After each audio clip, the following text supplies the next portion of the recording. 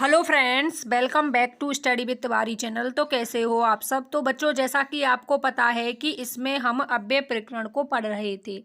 तो यदि आपने मेरे अभी तक अव्यय प्रकरण के भाग फर्स्ट और भाग सेकंड को नहीं देखा है तो मेरे चैनल स्टडी विद तिवारी पर जा करके पहले आप उन दोनों वीडियो को देख करके इस क्लास को अटेंड करना, जिससे आपको क्रम से चीज़ें याद रह सकें।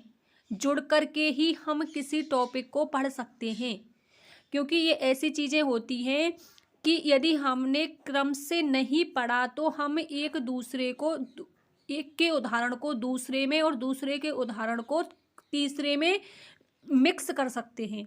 इससे अच्छा होगा कि आप पहले उन वीडियो को देख करके इस क्लास को देखें। तो बच्चों, इसमें हम संबंधित जो बोधक है उसके बारे में पढ़ेंगे। बेअव्यय शब्द जो दो संज्ञा या सर्वनामों के बीच संबंध का बोध कराते हैं, अर्थात जो अव्यय शब्द वाक्य में प्रयुक्त संज्ञा या सर्वनाम का संबंध वाक्य में प्रयुक्त दूसरे संज्ञा या सर्वनाम शब्द से कराते हैं, संबंध बोधक अव्यय कहलाते हैं। तो बच्चों, इसकी सिंपल सी डेफिनेशन है कि इसमें दो संज्ञा और सर्वनाम शब्द होंगे, एक तो आगे और एक पीछे।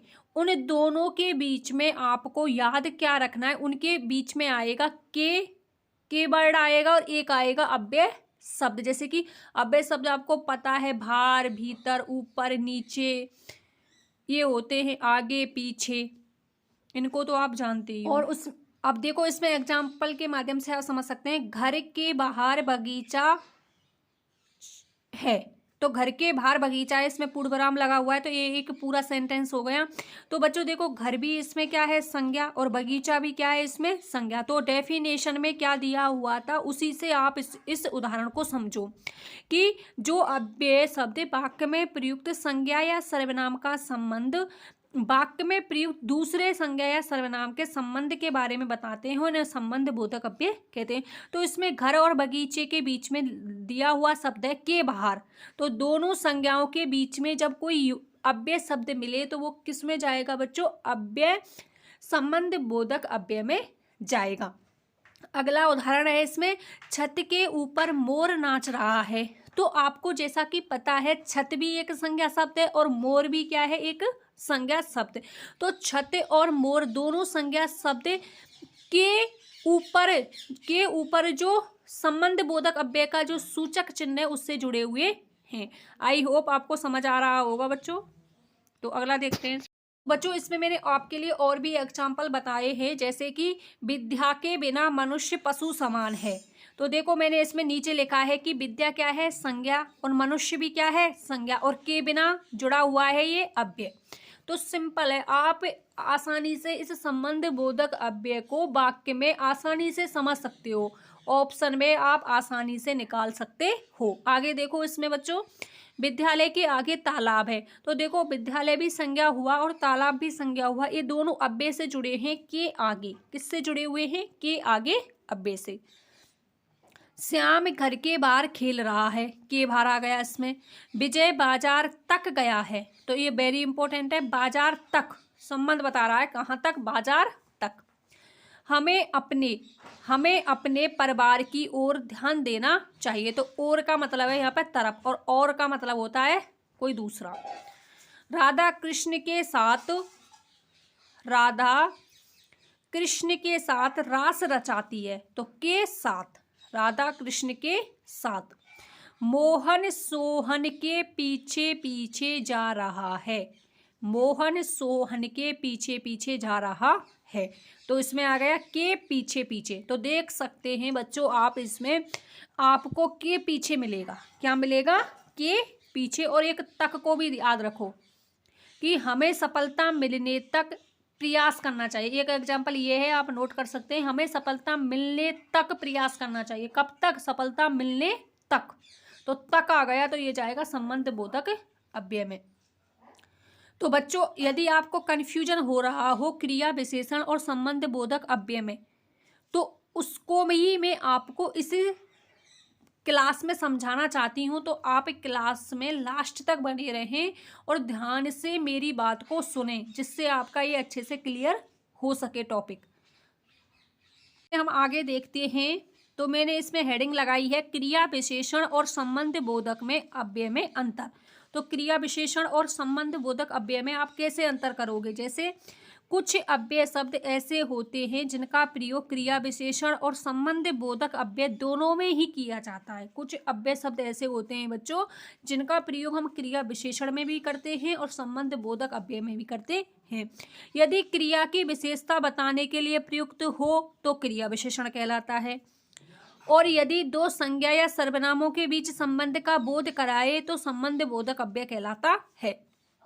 यदि आपके लिए सेंटेंस में दो संज्ञाओं के बीच में संबंध का बोध हो रहा है, दो संज्ञाओं के बीच किसका बोध हो रहा है? संबंध का, तब तो वो संबंध बोधक होगा।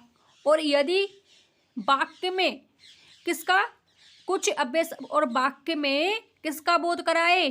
क्रिया की विशेषता बताने के लिए प्रयुक्त हो, क्रिया की विशेषता बताने के लिए प्रयुक्त हो तो वो क्रिया विशेषण होगा। तो आई होप बच्चों आपको अच्छे से समझ आ रहा होगा कि क्रिया विशेषण और संबंध बोधक अव्यय में हम कैसे अंतर कर सकते हैं। मुझे लगता है कि जब तक आप इसके उदाहरण नहीं देखोगे तब तक आपको ये अच्छे से क्लियर नहीं होगा। तो मैं आपको इसके अगली जो स्लाइड है उसमें मैंने आपके लिए एग्जाम्पल लिखे हैं बाकायदा कि इसमें क्रिया विशेषण कैसे होगा और इसमें संबंध बोधक अव्यय कैसे होगा, उसको भी हम देखेंगे। लेकिन उससे पहले आप इस परिभाषा को भी अपने माइंड में रख लो कि जो क्रिया की विशेषता बताएगा वो तो होगा क्रिया विशेषण, और जो दो संज्ञा या सर्वनामों के बीच संबंध का बोध कराएगा वो होगा संबंध बोधक अव्यय। संज्ञाओं के बीच में संबंध का बोध कराए, संज्ञा हो सकती है, सर्वनाम हो सकता है, उनके बीच में जो संबंध होगा वो होगा संबंध बोधक अव्यय। तो बच्चों मैं एग्जाम्पल से आपको बताती हूँ तो आप कैसे कर सकते हो। तो बच्चों इसमें आप देख सकते हैं जैसे करके दिया है मैंने, मोहन भार बैठा है, मोहन भार बैठा है। तो अब देखो इसमें बाहर पर अंडरलाइन किया है, और इसी उदाहरण को यदि मैंने ऐसे लिख दिया मोहन घर के बाहर बैठा है, मोहन बाहर बैठा है, इसमें पूछा जाए कि इसमें आया हुआ जो बाहर शब्द है उसमें क्या होगा, तो बच्चों आपको सिंपल याद रखना है उसमें होगा क्रिया विशेषण। और यदि आपको इस प्रकार से उदाहरण दिया जाए कि मोहन घर के बाहर बैठा है, तो इसमें आ गया के बाहर, संबंध बता दिया, संज्ञा आ गई घर, तो ये होगा संबंध बोधक अव्यय। अगला है वह सामने बैठा है, खल्ली सामने आया हुआ है इसमें, और पीछे क्या है? क्रिया की विशेषता बताई जा रही है, कहाँ बैठा है? सामने, तो ये हो गया क्रिया विशेषण। यदि इसी सेंटेंस को मैं ऐसे लिख दूं मोहन सोहन के सामने बैठा है, के सामने, तो किस में जाएगा बच्चों? संबंध बोधक में। अगला है सीमा भीतर खेल रही है, तो भीतर, तो क्रिया विशेषण कहाँ खेल रही है? भीतर, स्थान बोधक हो गया क्रिया विशेषण। और सीमा घर के भीतर खेल रही है, के भीतर आ गया तो ये होगा संबंध बोधक। तो बच्चों बहुत ही सिंपल है, यदि आपने मेरी बातों को ध्यान से सुना है तो आप आसानी से आंसर तक पहुंच सकते हो। सिंपल वे में आप इसका राइट आंसर निकाल सकते हो। तो बच्चों क्लास से जुड़ने के लिए आपका बहुत बहुत धन्यवाद।